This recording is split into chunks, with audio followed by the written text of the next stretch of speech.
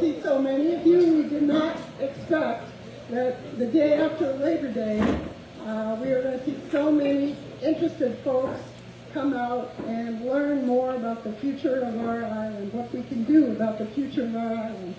So we're going to start with the usual few housekeeping chores. Here's the agenda. Tonight we're going to have the minutes, the treasurer's report, a membership report, then a featured speaker, and Q&A. Okay, is there anything else that I need to put on the agenda that anyone can think of? All right. So let's take a quick look at the minutes. As always, the minutes are posted on GPICA.org, so you can read them at your leisure. But we also have them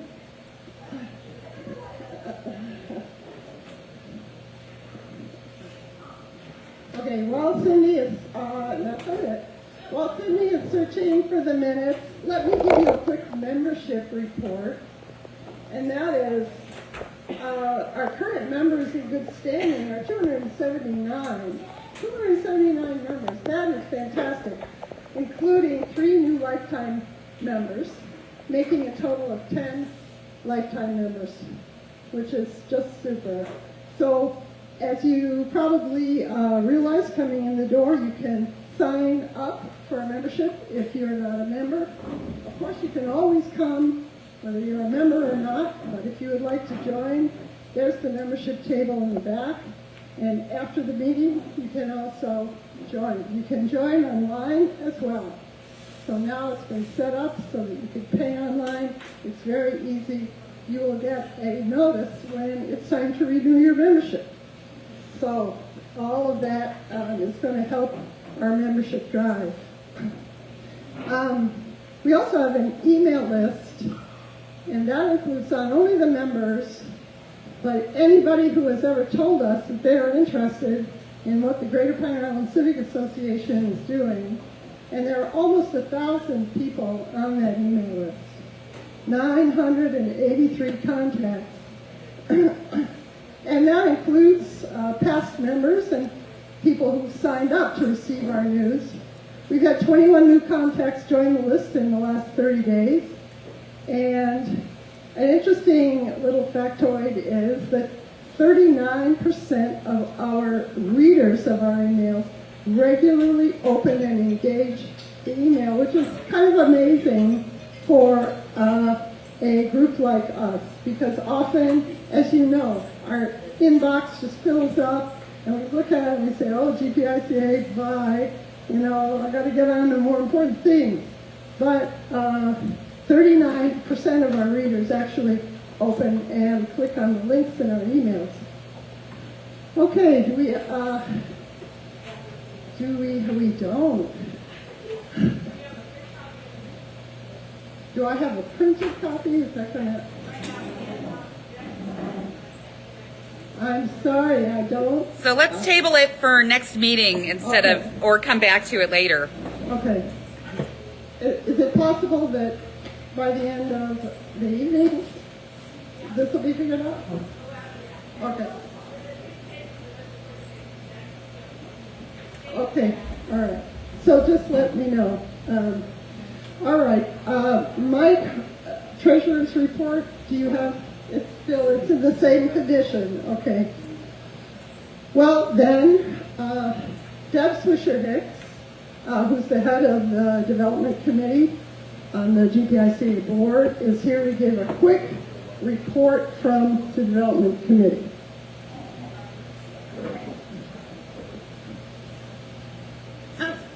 There's my presentation. It's a real quick one tonight.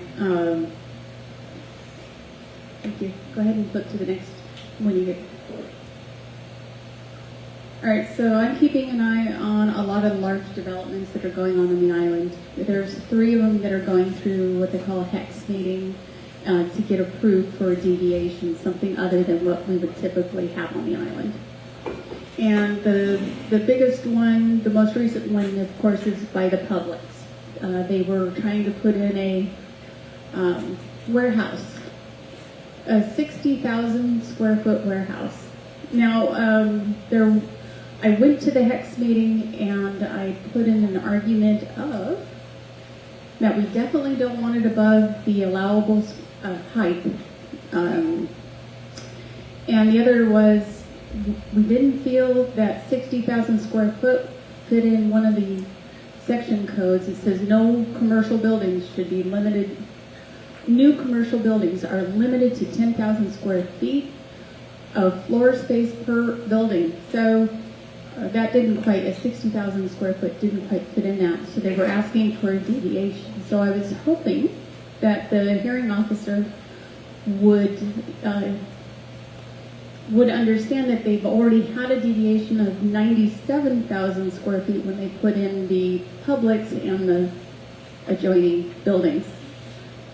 And then they decided to split the lot some more and add in the warehouse behind it. So that is out for consideration at this point. By next meeting, I'll know whether or not it got approved, and we'll go from there. The next meeting, the next time this is on an agenda, it's going to be at the the Fort Myer.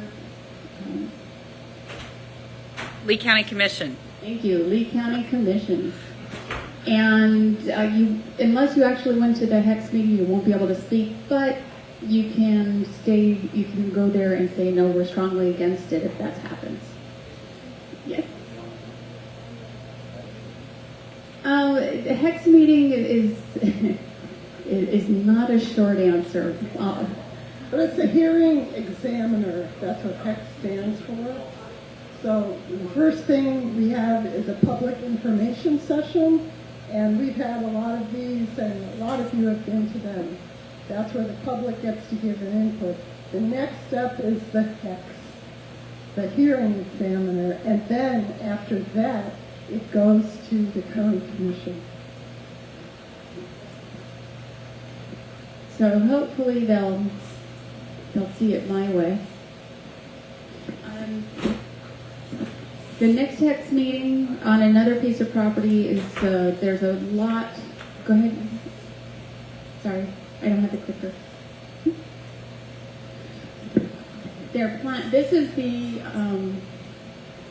the feed store down on, and kind of like right across kitty corner, they're saying it's a lot for lawn and garden. Unfortunately, they did put in a deviation request for that property, but it could be still used under the old codes. And it's going to HEX, and they want to put a larger space on there rather than having as much greenery and so forth. So I'll be going to that meeting to let them know that we would like to keep it at a small and the barriers around it, because it backs right up against people's homes. The HEX meeting is held it's going to be September 8th, just in 2 more days. It's downtown Fort Myers, the older buildings. And you're all welcome to go there and speak if you would like. If you would like more information about that parcel, feel free to stop by and talk to me after the meeting. And I have my file. Next. The following HEX meeting is on the old Chamber of Commerce. That's going to be October 13th. They want to put that as office space and a used car lot. Yeah, so I'm working to figure out how we can keep that not as a used car lot. So, I have more information on that one, but I'm afraid I'm not sure if I have that file here with me, but I'll have more detailed information on it on the next meeting. Okay. And that's just more information on where the meetings are held. And that's it. So you can't speak at the, I know you can't speak if you haven't been to the HEX, but can you write letters to the commissioner? You can write a letter, but it's not given the same gravity and if you didn't go to the hex or give a letter to the examiner. If you want to write a letter for this next two that are coming up, feel free to email it to our GPICA. It's info@gpica.org. Yep. info@gpica.org. It's on the banner right behind you. Just to clarify, we all can go to the HEX meeting. What we can't do is go and address the county commissioners if we have not gone to the HEX meeting and addressed them there. So if you want to talk directly to county commissioners, show up at the HEX meeting, sign up to speak, and you can read. You don't have to speak extemporaneously. So the more of us there, the more they realize we are a force to be reckoned with.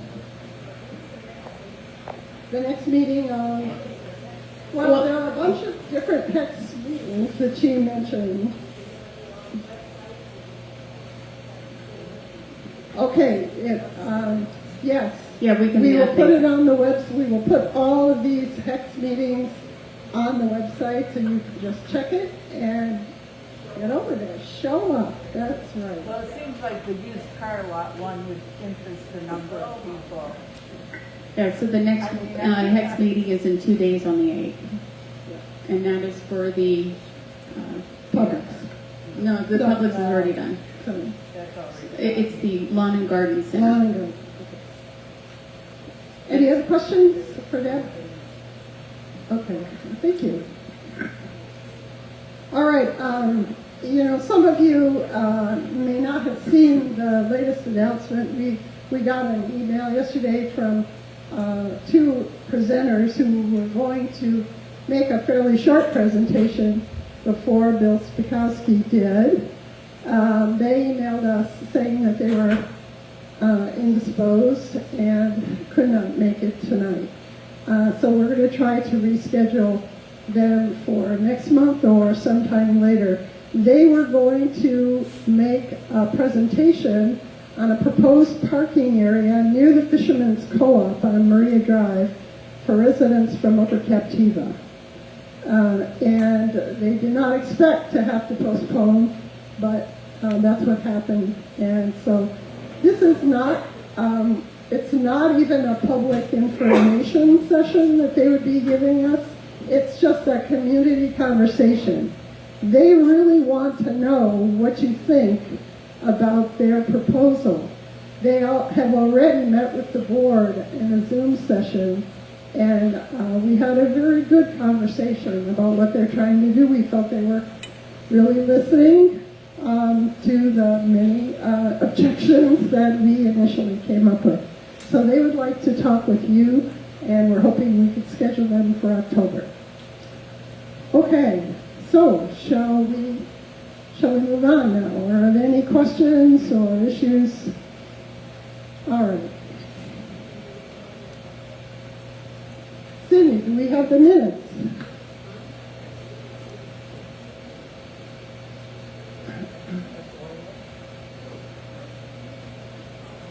There we go. Okay, let's just move through this quickly. Cindy, if you don't mind just scrolling down a little bit. We have the usual treasurer's report.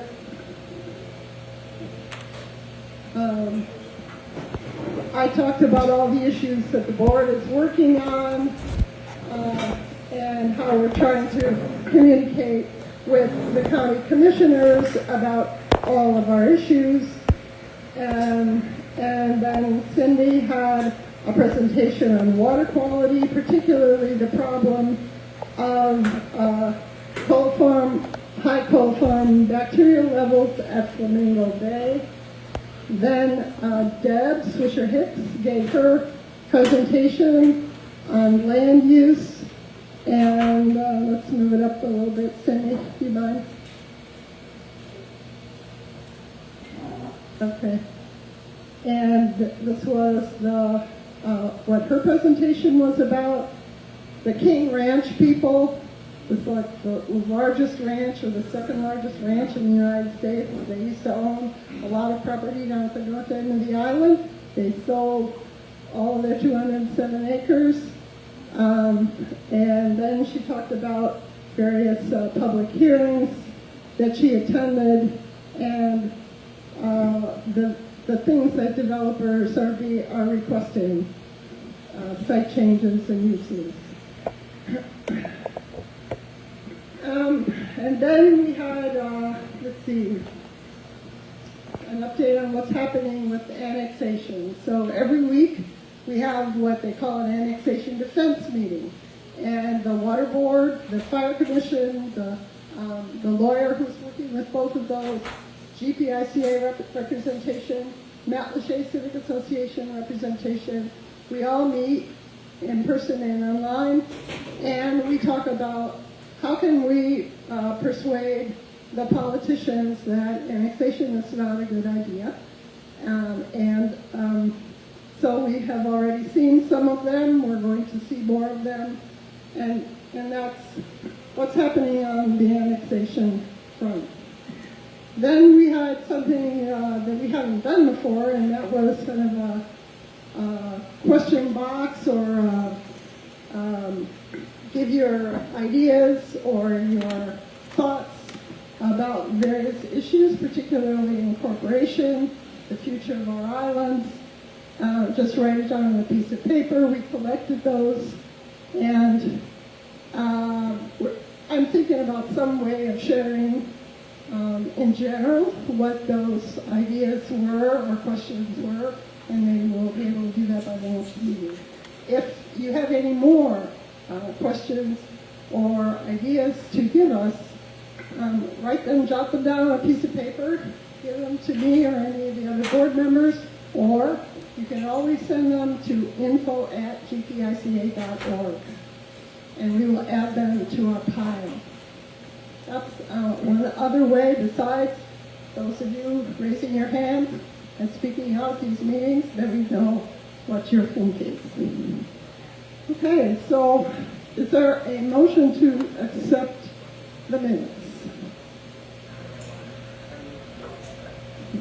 Okay, Mike moves that they be accepted. Is there a second? I second. Nadine, second. All in favor, please raise your hand if you want to accept the minutes. Anyone opposed? Raise your hand. Okay, thank you. Can we get to the financial report now? There you go, Mike.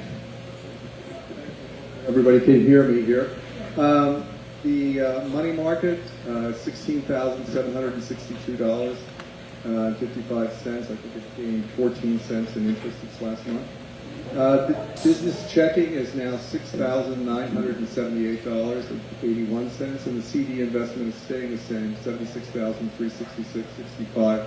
That is going to be rolled over this coming month, and at that time we should probably get a somewhat better interest rate than we've had for the last 6 months. August money in, we had a total of $1,535.88. It all came from membership dues of various sorts. Electronic membership, that's the people who use your your card to pay for your dues, was a total of $95.88. And then checks and cash was a total of $1,440 that we received last month. 4 memberships were purchased. There was actually 3 checks, but one of them was a joint for $500, and then 2 other for $300 for lifetime memberships. So we collected a total of $1,440. There was no money spent last month, and that's it.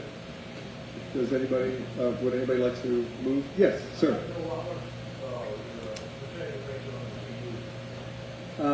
It's very low. Honestly, off the top of my head, it's like 0.01% or something. But to give you an idea, we earned, I believe, $20 between October and April. And so now between April and October of this year, we'll probably earn another $20. And then hopefully, with everything else going up, I'm sure the interest rate will go up somewhat too. Yeah. Well, if you have some ideas, let us Yes. know. Yeah. Okay.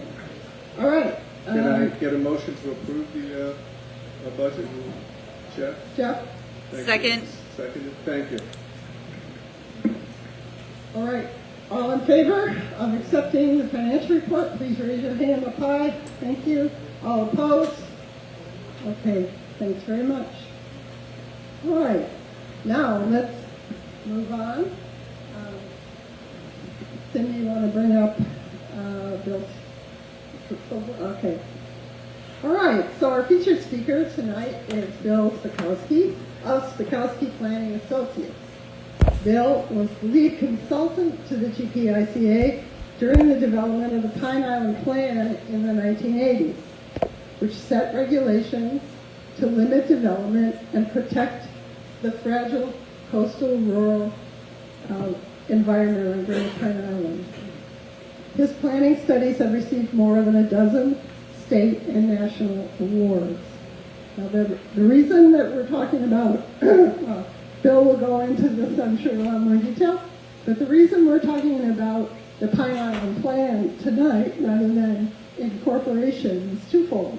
One, the woman who's going to talk with us about incorporation could come in October, but not this month.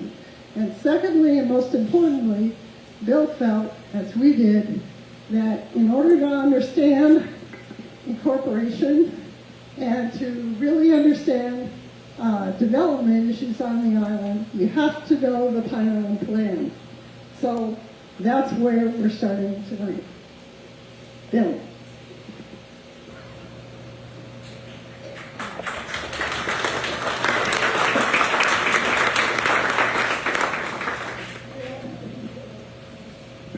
Good evening. Thank you.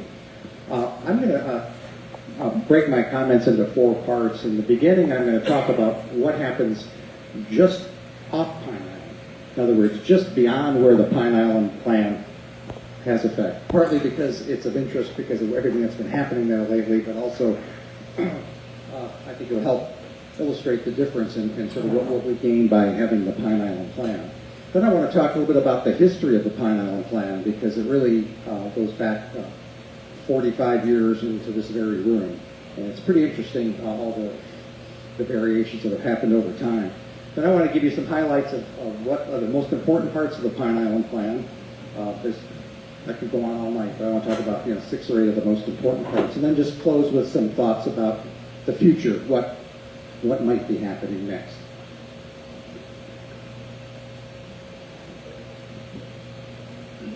So, what is the Pine Island Plan, or what does it mean? The county, this outline here is all of Lee County, and the 6 highlighted areas are places that have already become cities, that they have already incorporated. Fort Myers, goes way, way, way back. But the others have all incorporated since the late 60s, and 3 of them in the last 15 years. So each of those cities has its own power of planning and zoning. They don't need a community plan like we do. They're given the power to do that. Most of those cities also have police department, a fire department, a water company, and on and on. Not all of them have all of those. But in the remaining unincorporated area, there are so many different communities, so many different kinds of places from, Alva to Upper Captiva, that it's, since we're in the unincorporated area, our city council is the county commissioners, and those same 5 commissioners are supposed to know about what's going on throughout unincorporated Lee County. It's an impossible task at best. So about 25 years ago, the county said, we ought to let the individual communities in the unincorporated area have a voice in their own planning, and they actually encouraged that, which is sort of funny because Pine Island had already been doing that on its own, and basically for ourselves we were saying we need this, but they said really we think everybody in the county should have that right to do that if they're interested.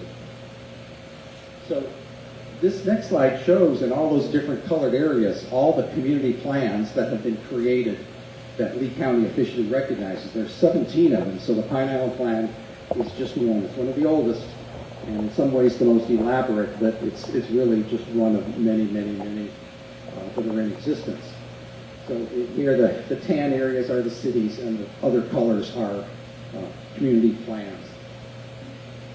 Now, what happens right outside the community planning area.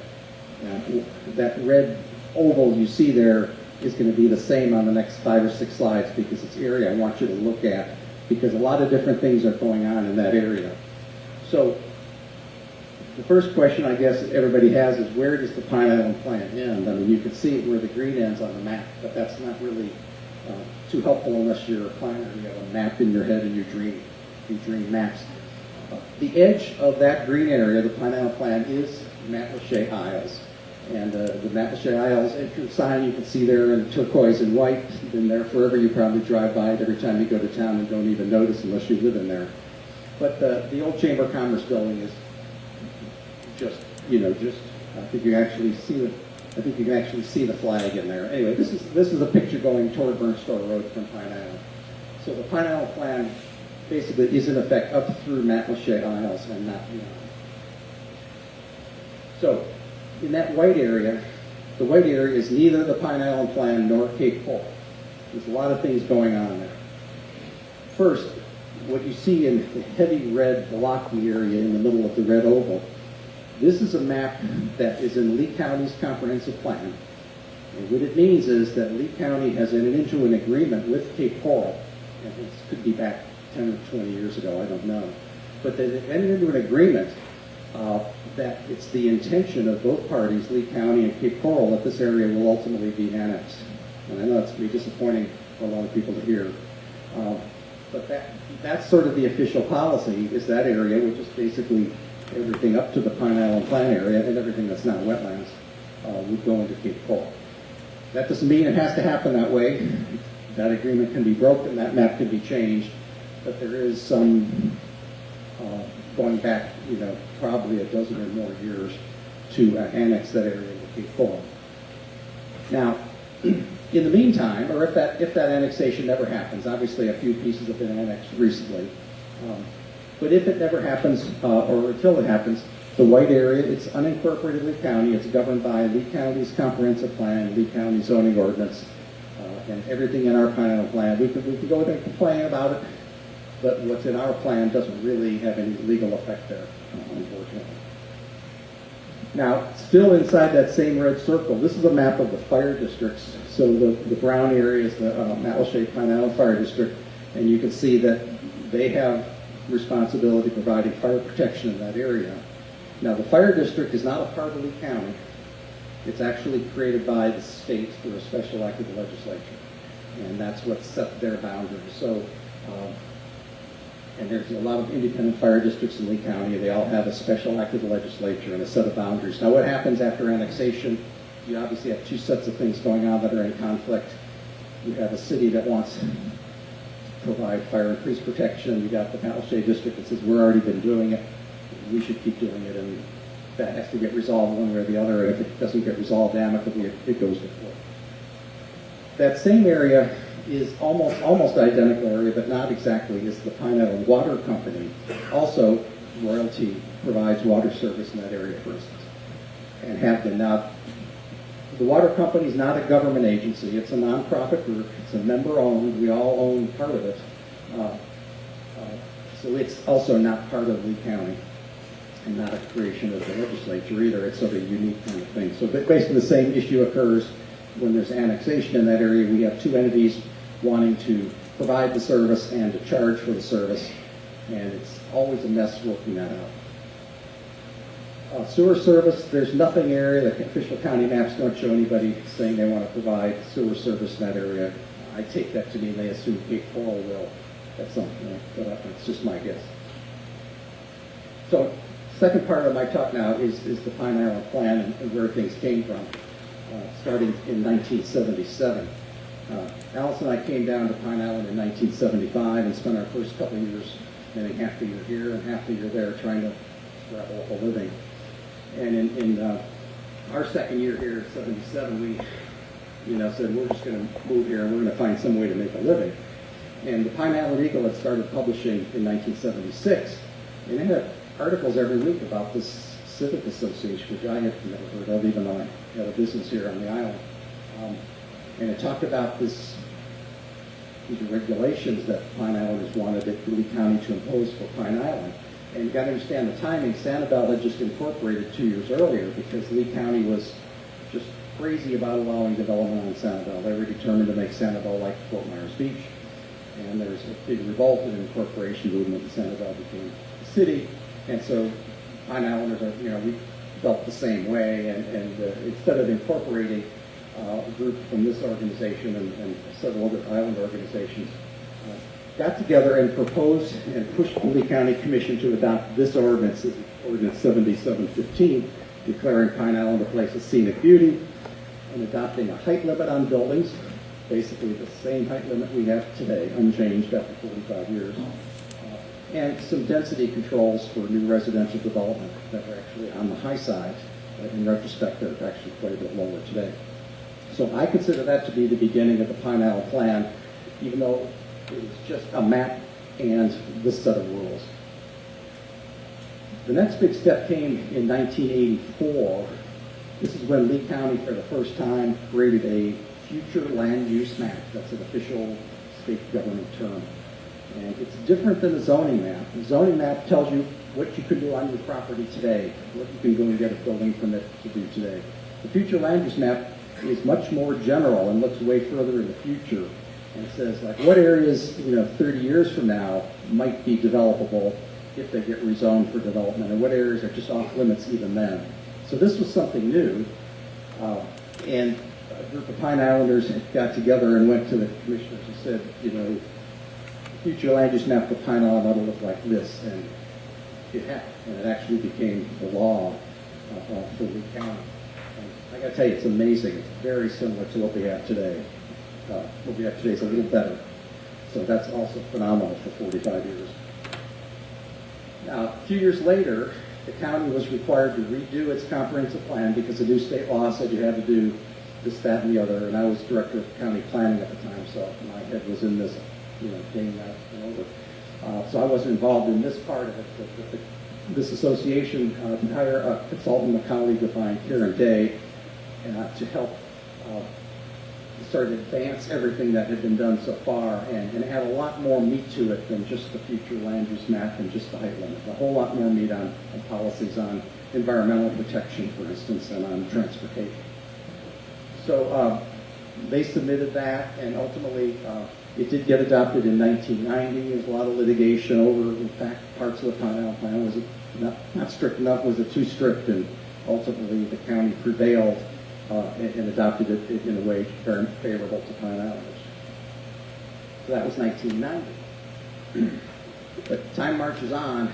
The 1990s was a period of great change on the island, and we went from having a few orange groves and some nurseries to having vast farming, palm trees, and tropical fruit. So a lot of new issues, and the Civic Association sponsored an effort. It was funded in part by Lee County, in part by the state of Florida, in part by two environmental foundations, and in large part actually by this association to expand the Pine Island Plan to another new level. And this is just a cover page of the plan that has all the recommendations in it. And, by the way, most of the stuff's on my website, spakowski.com, just because I keep it there for my own use, really, as much as anything else. But this was adopted in 2003. Not everything in this plan got adopted by the county. Some things were just too much for them or too controversial, but most of it got adopted.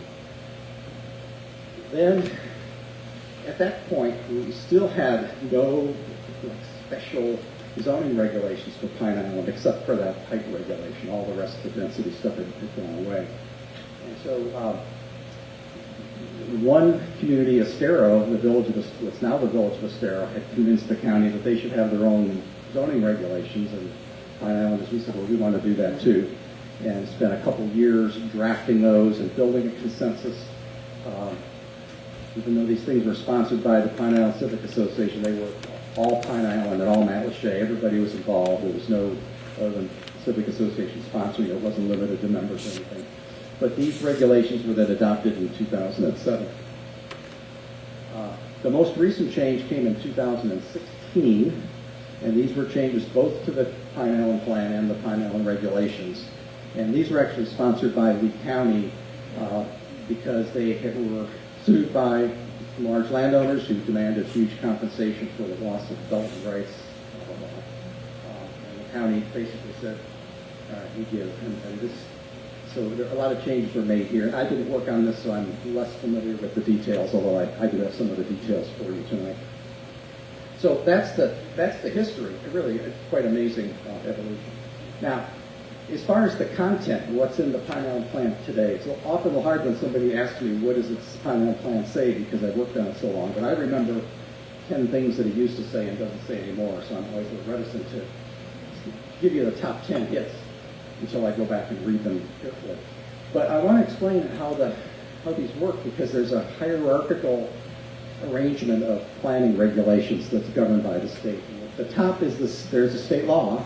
It's called the Community Planning Act, and it says every city will have a comprehensive plan, and it says every county, and every city and county will have a land development code, which is the newer term for zoning ordinance, and it has to follow all these rules. So everything we do has to be consistent with these laws. And then the next level down in the hierarchy, there are a lot of counties in Florida that have a county charter that basically has a whole new set of rules. It often says, like, the county has authority over the cities when it comes to planning and zoning. Lee County has a charter. Our charter doesn't say anything about planning and zoning, so I'm not going to mention it again. But if somebody tells you how planning works in Hillsborough County or Pinellas County or Palm Beach County, it's very different there because they have a charter that says it's going to be different. Now, the relevant places for the county, for our regulations for Pine Island, half of them are in the Lee County Comprehensive Plan, called the Lee Plan, and that name's been around since the early 80s, so you'll hear, if you talk to anybody downtown, they'll talk about the Lee Plan. They mean the Lee County Comprehensive Plan. So in that plan, relevant to Pine Island, is this future land use map. And the colors are different for Pine Island, but the boundaries are very much the same, and it basically says most of the island is off limits to intense development. And the areas that are shown as allowable for development are basically pretty tightly banded around the areas of existing development, like the Pine Island Center, St. James City, and Bokeelia. So future development ends up, if there's a piece of land that was skipped over by development, and it's got development on all sides, it probably could develop into home sites. But we're not going to continue expanding. And this is important because within those areas, we already have thousands and thousands and thousands of lots already approved. Somebody owns every one of them, and they all dream of moving down here one day, and a lot of them are going to do it. So, you know, there's nothing, that's just the way it is. But when you have that many lots already created with a limited transportation facilities, you don't want to keep going and creating more and more and more. That's sort of the underlying philosophy of the plan. So this future land use map, it's not really in the section of the Lee Plan that talks about Pine Island, but it is maybe the most important thing to us as far as the quality of life out here. Now, so in addition to that map, there's 8 pages that looks like this that makes your eyes roll, and it's written in legalistic language, and it gets amended every few years usually to create a loophole, but once in a while to close a loophole. But these are the policies that explain how that future land use map gets applied, and also the policies that say we are going to create in the Land Development Code special rules about X, Y, and Z. It sort of orders us to do it, us, the county, to do it, although it will be done through a separate document. So I'm not going to go through this, but I do want to mention some of the most important items I think that are in the Pine Island plan today. There'll be no new canals or channels anywhere within 1 mile of Pine Island. That's really pretty remarkable. It's not, you don't see people digging new canals today. The state and federal agencies don't like to do it, but of course they can change tomorrow. So having that extra level of protection is important. However, it does say that existing channels and canals can be dredged to their original depth if we have evidence of what that original depth was. As to commercial land uses, it says that most commercial and industrial land uses will be at Pine Island Center, in the area that's shown on that future land use map as Pine Island Center. So that includes, you know, the Winn-Dixie and the Industrial Park and the Four Corners here. And commercial anywhere else on Pine Island is only in one of those areas that's already urban, like at Bokeelia or St. James or a few others. And even there, it's only minor commercial to serve the residents and visitors. which is a little vague, but somebody wants to come and build a big tourist attraction, bring people in from everywhere else, that's off limits. So although we argue about what that means all the time, it's something that doesn't exist for anywhere else in Lee County. It also says under the commercial land uses, it says we will have architectural regulations for new commercial buildings. And it sort of gives the general criteria of what they should be, but not all the details. And I'll tell you about the details in just a minute. The section on transfer of development rights is new in 2016. It basically says that development rights that have already been granted, particularly in the rural parts of Pine Island, really should be transferred off of Pine Island. And there's basically some bonuses given for anybody who will take a right that they're allowed to build something and then move it off Pine Island. And also under some circumstances, people can move it to one of the urban areas of Pine Island, although under rather less favorable terms. So I'd say those are the main highlights of what's in the Lee Plan portion for Greater Pine Island. So the other part now is in the Land Development Code. As I said, this is another name for the zoning ordinance. This company, whose name you see here, is a business in Tallahassee, and their business is putting online the land development codes for cities around the entire country. So you don't have to have the 8-inch thick book that costs $400 that I have in my office anymore. You can now go online and look at the land development code for free in a fairly user-friendly format for free. It's quite fantastic. So you just go to municode.com and you search for Lee County and you can find it.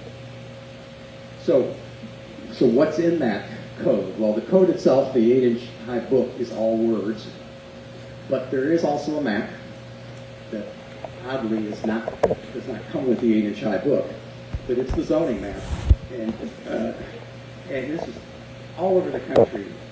We have these big, thick zoning codes, and I always have a zoning map that tells where the rules apply, and it's never published in the same book.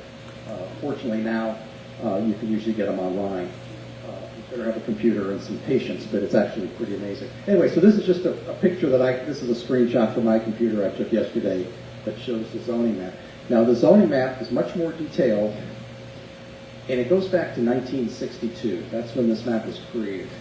And so basically every zoning decision that's been made shows on here, including a lot that don't make any sense, including a lot that are superseded by the Lee Plan. It's just a mess.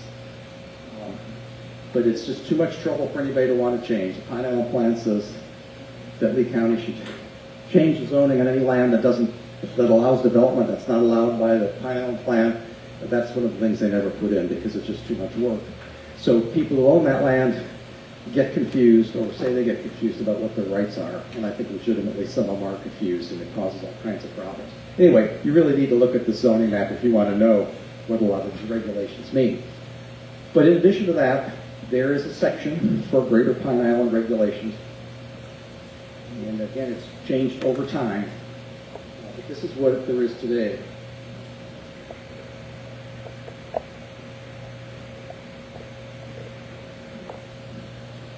So, for instance, in the very first section, Division 1, is the public information sessions that you just heard about a few minutes ago. That if somebody comes in and wants to rezone property or create a new subdivision or get a variance, they are required to have a public meeting here on Pine Island to talk about it. It's not a public hearing. It's basically to inform the public and hopefully to let the applicant hear what the public has to say in advance. Sometimes they listen and often they don't. But that's one of these regulations that I think has actually been a very, very useful addition. If you come to one of these, you hear about it, it looks good to you, you don't have to go down to the hearing examiner and sit all day. You know, you're okay with it, so that's actually a huge benefit. The transportation regulations have mostly been taken out. The agricultural clearing, so during that era of the 1990s, vast areas of pine and palmetto forest were cleared for agriculture, generally cleared right up to the edge of the mangroves because they were allowed to do that. And in fact, they were allowed to clear that land without even getting any kind of permits from the county or posting any notice with the county. So in the Greater Pine Island area, you want to clear land for agriculture, when you're zoned for agriculture, you can do that, but you need to leave 50 feet of native upland vegetation between your farm and the mangroves, because that's where runoff that doesn't get caught in the collection system for the farm gets filtered before it goes into the swamp. Very unique regulation, only for Greater Pine Island. There's a whole section on signs.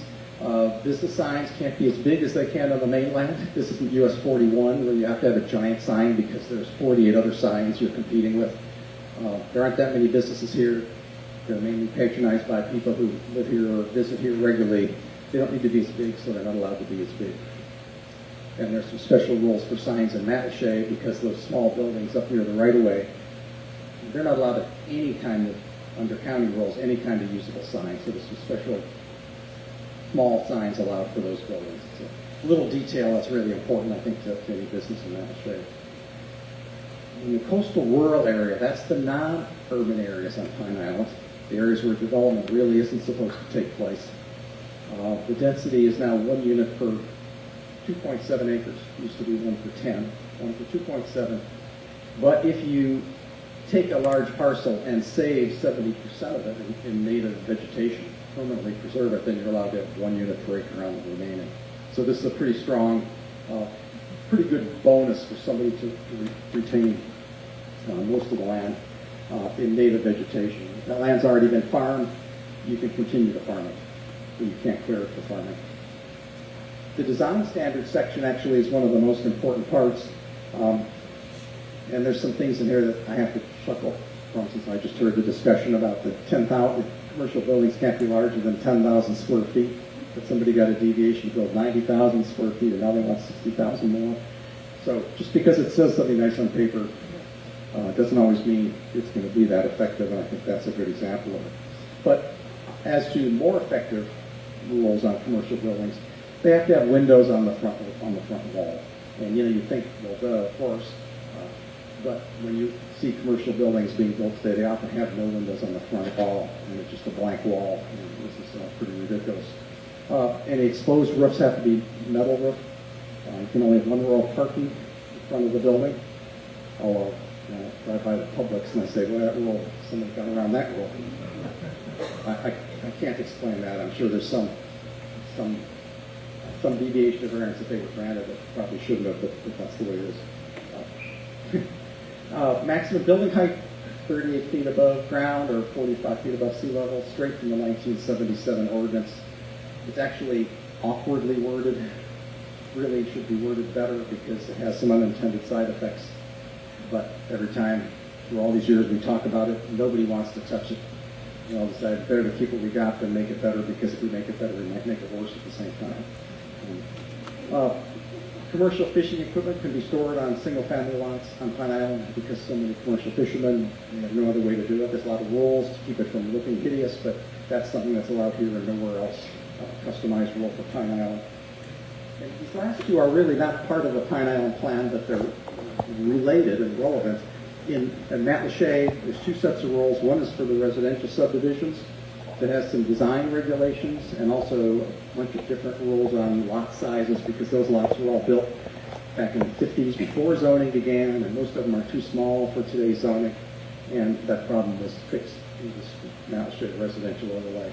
And also the Matlacha Historic District for the little cottages along Pine Island Road that were mostly boarded up in the 80s because nobody was allowed to do anything with them because they didn't meet the current rules. They were put into the Matlacha Historic District, and as long as people kept their character, they were allowed to be renovated and reused. So that's the summary of the regulations. Now, the future, I wish I had a whole bunch of slides here to tell you about the future. I can't, I don't. Even though as a planner I've been tasked with doing things like saying how many people will there be in Lee County in the year 2045. I mean, that's impossible too. But that kind of thing, we know there's a continued demand for people to move to Florida. We have historic rates of people moving to Florida. We know how much land there is to develop in Lee County. And, put all that together, we come up with numbers that are fairly accurate. But the future of this is something different altogether. So first, let me just point out by saying, I've told you a lot about the Pine Island Plan and its regulations. all that could be taken away by the Lee County Commission in a matter of 6 months by holding a couple public hearings. None of that is guaranteed to stay. None of it is guaranteed to stay. So when I start complaining to myself about some things we've lost, I remember we lost a bunch, but we have a lot. So, we can't really think that that's guaranteed forever. It's a continued vigilance, not only in improving the regulations and clarifying them, but also making sure that they're enforced, which sometimes doesn't happen as well as we'd like. So if Pine Island stays in unincorporated Lee County, the Pine Island plant could get better, it could get worse, it could go away. We don't know. Although we've had really a good run. Now, if Pine Island were to incorporate and make its own city, what happens under state law for a new city, because there's a vote and then, 6 weeks later, you're a city. What the law says is that the former county regulations are the regulations for the new city for 3 years. So basically, the Pine Island plan would become the plan for the new city for up to 3 years, except that the commissioners couldn't take it away because they'd have no authority over it anymore. It would be a town council or whatever structure was set up for Pine Island. And when you incorporate, it can be called a city, a town, a village. It all means the same thing. They're just different words. And legally, they mean the same thing. So after that 3 years, by law, a new city has to have its own comprehensive plan, comparable to the Lee plan, has to have its own land development code. Presumably, it would be modeled after the Pine Island plan, but there's no guarantee of that, of course. And I want to just close with a story that illustrates how impossible this kind of thing is to predict. When I was a county planner, I worked with the people from Fort Myers Beach, the equivalent of the people who come to these meetings, who wanted a community plan for Fort Myers Beach. They created a community plan. It got put into the Lee plan. They never did regulations, but it got put into the Lee plan. But it didn't go well, and the county seemed to want to punish Fort Myers Beach. I mean, they're supposed to ignore Pine Island. They really want to punish Fort Myers Beach for reasons I never could understand. And so Fort Myers Beach had a vote to incorporate in 1995. This was the 6th time it was on the ballot over about a 30-year period. We lost the first 5 times. So at this point, I was a planning consultant, and this group of people who are the proponents asked me if I'd help them on the incorporation drive and creating the maps for the new city and revenue forecasts and all that kind of thing. And I very much recall one evening about a month before the election when we were sort of celebrating because there were some polls that come out that looked like it might pass. And I remember saying, folks know that just because you win doesn't mean that your group's going to run this new city. You know that. They go, oh, well, of course, the people want our incorporation, they'll pick us or people like us. And okay. So I dropped it. Anyway, it passed by a small number, and there was a bitter fight. Completely divided Fort Myers Beach Island. Family members, it was just like a civil war story. It was terrible. So, but the city was formed, and almost instantly, the most vocal anti-incorporation people did what I assumed they would do, is they put their hat in the room for the town council, and they swept the paper. They took it over. And it's not a simple story. They did a great job. They were mostly business people. They had businesses on the island, but they also lived on the island. Their kids went to the same school as their opponents, and they went to the same churches, and they went to the same Elks Club and partied in each other's homes. And so they actually did a really good job running this town for 6 or 8 years. They created a new comprehensive plan. They threw out the old zoning map, created a completely new zoning map that only made sense, threw away all the ridiculous stuff in the past. Then Hurricane Charlie hit, and you think that they didn't get hit so bad because they were further south, but they were hit pretty badly too.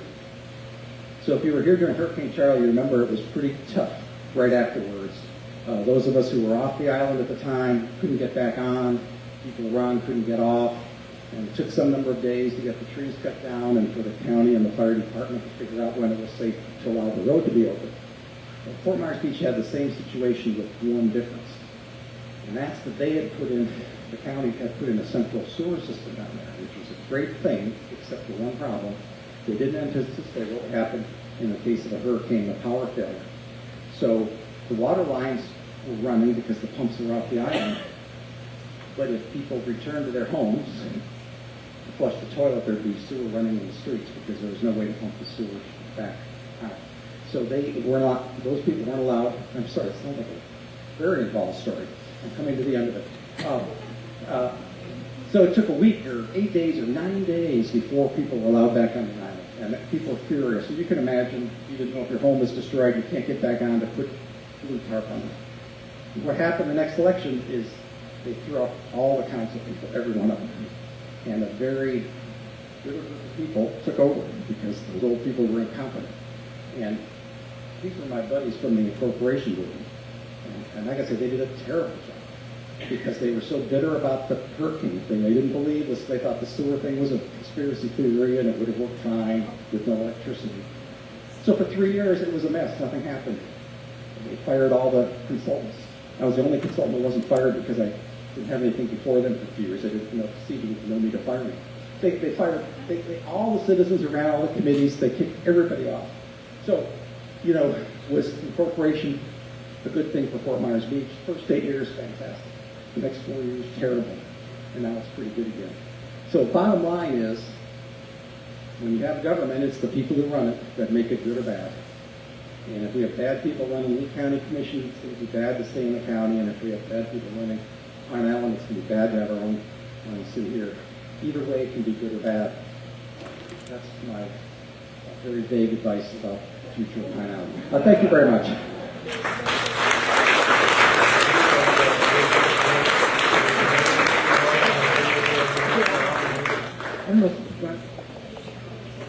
Yeah, there's, now we want questions, and Bill will be very happy to answer what he can. I'm sure there will be questions. I went through a lot of stuff quickly because I don't know how interested. This is my life, so I live for this stuff, and other people aren't going to that stuff. My question is, goes back to the 810, 910 rule that Lee County did away with, I believe, in 2016. They went away with in 2016. It went away. And based on those lawsuits, is what they say. That's what they said. They based on the lawsuits, and I don't really believe that. Okay. But that's it was scary, and there was potential for damages, and the county just folded rather than see what happened. So that is now. And for those of you who don't know, there used to be a rule until 2016 that said, as the traffic levels go up in Matlacha to a certain point, a new set of cutoffs would take place and what kind of development could happen on Pine Island. And we were real close to that number, and anyway, those cutoffs are gone. They're probably better to come back because their state laws have changed. I don't think we could reimpose that today. Because of the Byrd-Harris Act. Because of the Byrd-Harris Act. It's a state law that says if any property owner feels offended by new rules, they can sue the dickens out of the county, and they can, and in some cases legitimately do.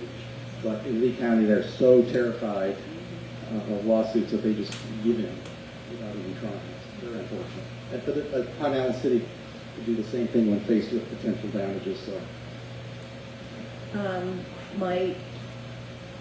I could be wrong with this, but what I've researched was that 910 number was created because 950 vehicles exiting the island in case of a hurricane evacuation was its maximum.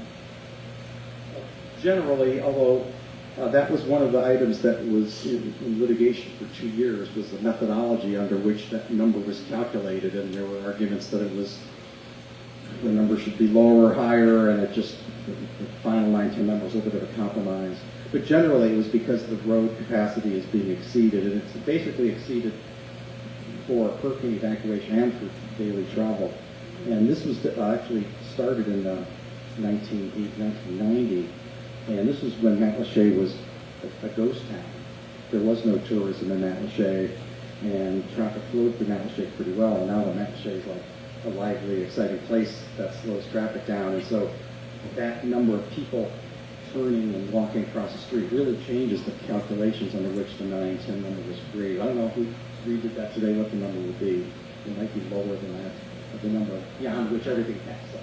I believe that Lee County is still using that 950 cars per hour in their calculations for how many hours to get off of the island, to get everybody evacuated in a hurricane.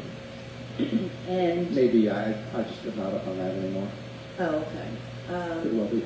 Yeah, see, where I'm concerned is we exceeded that in 2013.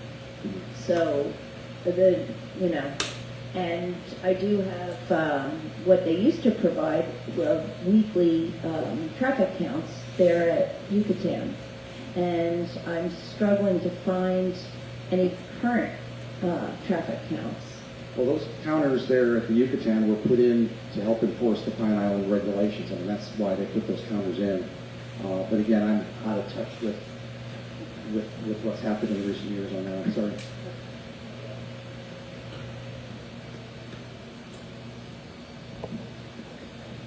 As you know, a few years ago, we entertained this idea of incorporation, and we went through the whole deal like you're doing now. And we sent out a flyer, or actually a ballot to every registered voter in Pine Island, and they voted whether they wanted to incorporate or not. And 70% of them voted to incorporate against 30 nays. And I'm just wondering, then we were going great, and all of a sudden everything just stopped. And do you have any idea what happened there, or what we could do to avoid that if we decided to pursue this? I really don't. I would just say, and I have a very limited social circle. I mean, my wife and I live in Fort Myers now. We come out here 3 or 4 days a week, for the best part of the day. I have a very small social circle. Everybody I knew hated the idea of incorporation. So when I saw those numbers, I was just amazed. And I got a bad group of friends or something. I don't know. But no, I actually don't know the history of what happened. I wasn't involved really, other than just watching as a citizen with interest. Behind you. Deb, behind you. On one of your maps there, you're showing the urban area that could be annexed one day by Cape Coral. Of course, that whole area is the confusion right now. What is the trigger that would allow Cape Coral or cause them to annex that area? What's holding them back? All right, there's 2 ways, and I think at your meeting next month you're going to hear from somebody who's a real expert, but I'm going to give you the short version. There's 2 ways the property gets annexed. One is that the property owner asks for it, files a petition, says I want to annex.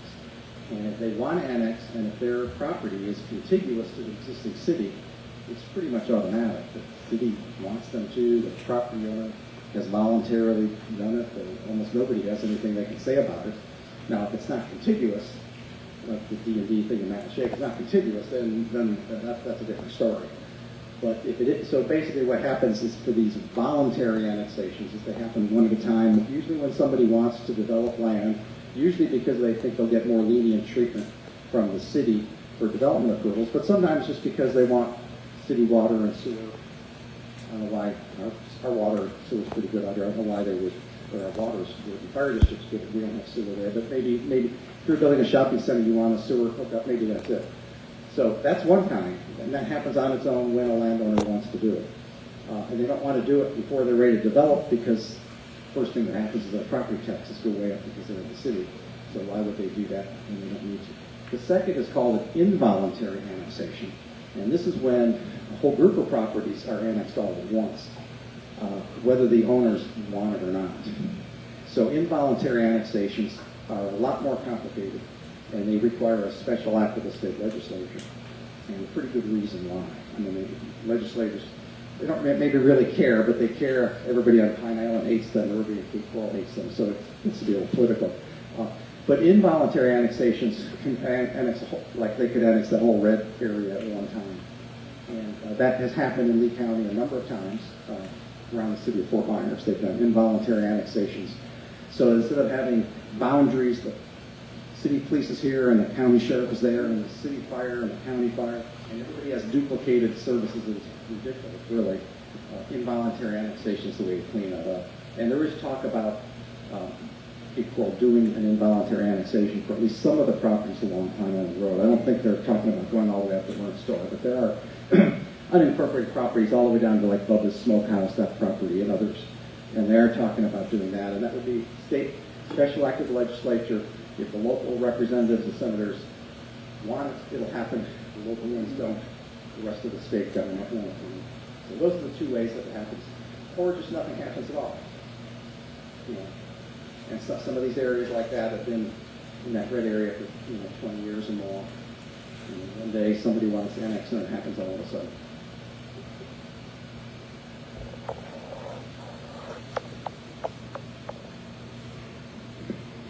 So this is kind of two questions in one. Is there a difference between if we were incorporated or not incorporated and how much, I would say, power I guess we would have with the annexation question and also with water quality and environmental issues? Okay, those are two separate questions. First one is how much power we'd have over planning and zoning.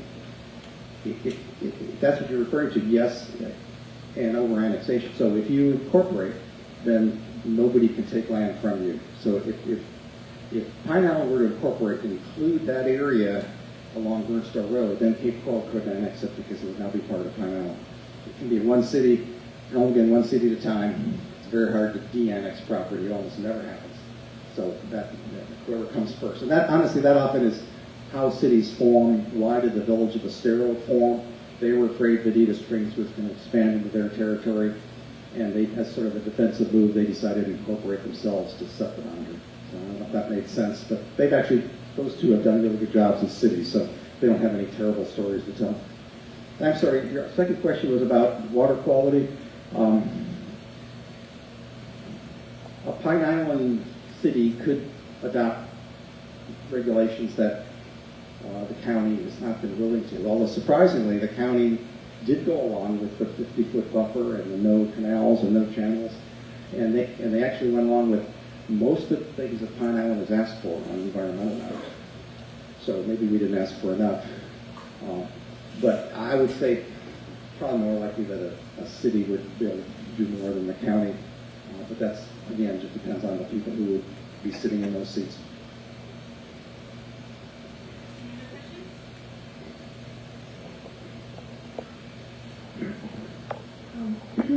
We started your talk by mentioning that there was a hierarchy and that the state wanted all the areas to come up with a plan, and that was top on the hierarchy. So I don't understand why the plan that the area comes up with isn't more important than the county's plan. What the state says is that every county and city has to have a plan, and they have to do it by 1989 or 1990. And a lot of cities and counties didn't have a plan. So they said you have to have it, and it had to meet a whole list of criteria. A lot of very strong environmental protection of drinking water supplies, and 90 pages of rules of what should be in each plan. And I say that wincingly because I was in charge of helping Lee County comply. We would have needed a staff of 30 to do it. We had a staff of 8. And so it was very frustrating, in fact, to try and do more than we could possibly do. But other than meeting the state law, the other part, if a city or county adopted a plan that didn't meet the state law, citizens were allowed to challenge, and they did it all the time. And again, as a county planner, I was, on the defensive here, like we did what we could, give us a break. But on the other hand, it was pretty great to see citizens so involved. That citizen challenge ability was mostly taken away in 2011 in the change to the state law. So there is some citizen challenges still allowed, but it's balanced in such a way that it's really, really difficult for citizens to prevail. I say it's at the top of the hierarchy because everything below it must be consistent with it. So in that sense, it's hierarchical. But within the county rules, the comprehensive plan is higher than the land development code. So the comprehensive plan says there won't be any density more than 6 units per acre on Pine Island. It doesn't matter if the zoning map has a category that says you can have 10 units per acre. Comprehensive plan controls. And that's why a lot of the old zoning stays in, because it says you can have 10, but because the comprehensive plan says 6, it sort of fixes itself if you want to not bother fixing the problem. So it's hierarchical in that sense, that a land development code will have a lot more details, but it can't allow something forbidden by the comprehensive plan. So I hope that helps explain. It's complicated, and because of the legal challenges, it even gets more complicated. But you'll hear discussions of that sometimes, like whether something should be in the comprehensive plan or in the land development code, like the height limit. It's been in the Pine Island plan and it's been taken out, and it's been put back in, it's been taken out because of this hierarchical issue that's in the comprehensive plan. It's really the law. You can't get a variance to it. You can't get a variance to it no matter what. It's in the land development code, you can get a variance to it. It's in the land development code today. And it got put there because right behind us here, the fire department built this new station. It's not new anymore. They wanted to build that training tower that's right behind us, and it's quite a bit more than 38 feet. But they weren't allowed to build it because the Pine Island plan said it had to be only 38 feet, and there was no way around it. I believe that was the time period when they said, we should put that in the land development code, because sometimes there's a reason to not enforce it for everything. So anyway, it's now in the land development code. But that's the hierarchy. It could be in the conference plan. Probably better where it is, I'd say, overall. Well, I'm not sure it's not in the right place. I would say that when you create a system that allows the fire department to have a training tower, other people can try and slip through that same door that it wasn't intended for. And that's the people who run the government. Are they fooled easily? I don't know. It's hard to explain. And I say that having worked there for almost 10 years, I still can't explain a lot of what went on. It would take an amendment to the comprehensive plan. Take an amendment to the Lee County comprehensive plan. It could be put back in. It'd be by vote of the county commissioners, or if there were a city, by the vote of the council here. So one of the things we've been doing as an organization is looking at current development orders and how old some of them are. I think Deb has found some that date back as far as, what, the 80s? 82. 82 is probably one of the older ones we found for, I think, several hundred houses. 380 or yes, 400. It's some outrageous amount. So one of the things I think I've heard you mention is that there are things the county commission could do to wipe those out. And I'm just looking for any insight on what you think about that, or what we could do, or how we could pressure the county to make some changes there. The Lee County Commission could change that very easily. And when it's just a very peculiar set of words in the land development code that have allowed that to happen. And so when something like that happens for 4 or 8 years, I shrug my shoulders and go, who can understand? When it's going on for 30 some, it's beyond explaining. I believe it was the May meeting of this organization, Commissioner Wayne was here and was asked about that. He said, that's a state law, we can't change it. And he was wrong about that. It's a county law. There is a state law that says certain development orders can be extended under certain conditions, natural disasters. It doesn't really make a lot of sense, but it's the state law. But the problem here is a county law, and the county can fix it. And I would just say that they were pushed by their own staff in the late 80s to change it because it was ridiculous in the late 80s, and I can't believe in 2022 it's still that way. But it's something the Lee County Commissioners could change if they cared enough about it. But Commissioner Rain was very surprised about that and seemed to indicate that he would work on it. So I'm hoping to hear something this fall about it.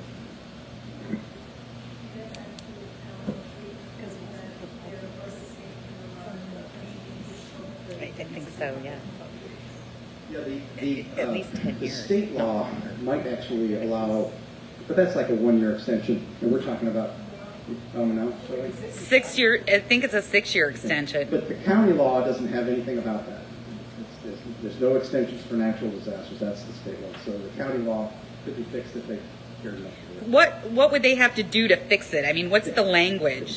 There's a couple of bizarre sentences in the land development code that when you read it, it sounds perfectly normal. And I'm sorry, I should have reread it before coming out today in case somebody asked about it. because the language you read and go, oh, that's sensible, but in fact, it's vague, and the county interprets it in a way that turns it on its head. And they would just have to take that sentence out or reword it in plain English. I mean, really, it's not a big deal if they wanted to do it. The technical chore of what the wording would be is the easy part. I'll follow up with you later. Thanks. So,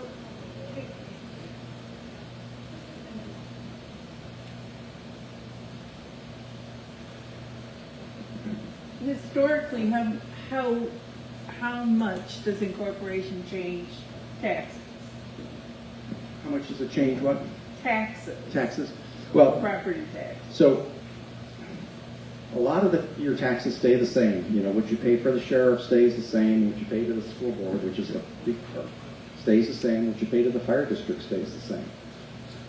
But what changes is a new city would have its own tax, so that would be added onto your tax bill. But there's one county tax that would go away, and it may even offset that totally. There's a county tax that pays only for services outside those 6 cities. The county provides a lot of services for everybody, including the 6 cities, like the courts, you know, but then they provide a lot of services that are just outside, and there's a special tax that's, I don't know if it's $2 or what it is anymore. So if the new city's tax raise was less than what's being taken away, it could actually lower your taxes. The problem, of course, is when there's a new city, you set it up for a reason, because you want to do more things than the county's been doing, and more things cost money, and you're duplicating a number of services. You have to have your own hair examiner, your own this and your own that. And so I gave you the simple mathematical answer, but in reality, it often ends up costing more. Now, Fort Myers Beach has ended up costing less because they, instead of running a lot of services themselves, they contract with the county to continue running them. The county didn't have to fire people and all, so they have a lot of contracts where the county still does things.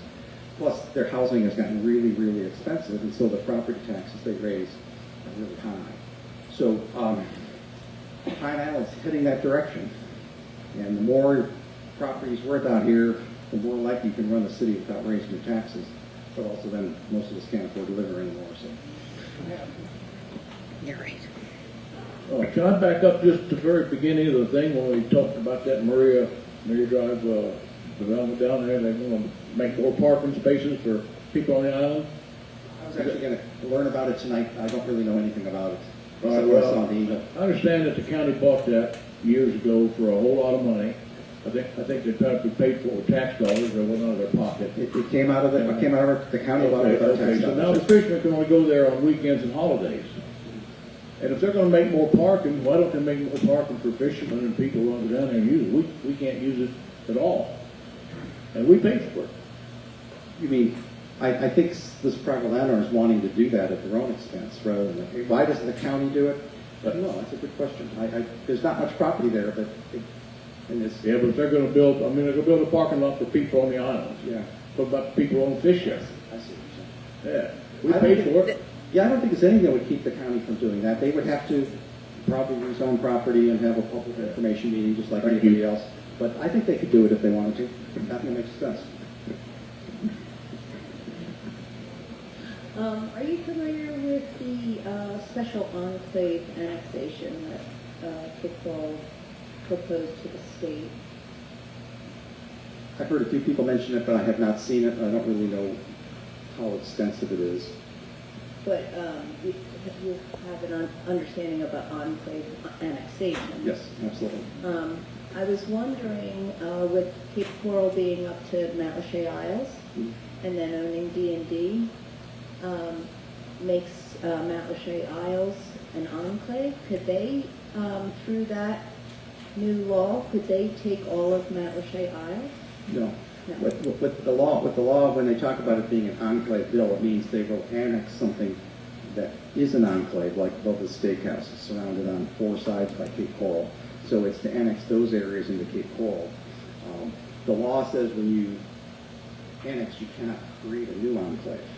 So that was when they tried to annex D&D. It created an enclave of, I guess, Mount Lachey Isles and a few other things, and it was just illegal. And if it weren't for Pine Islanders fighting it in court, it would have gone through. But no, it's to get rid of enclaves. They can't use it to create new enclaves. That's in state law.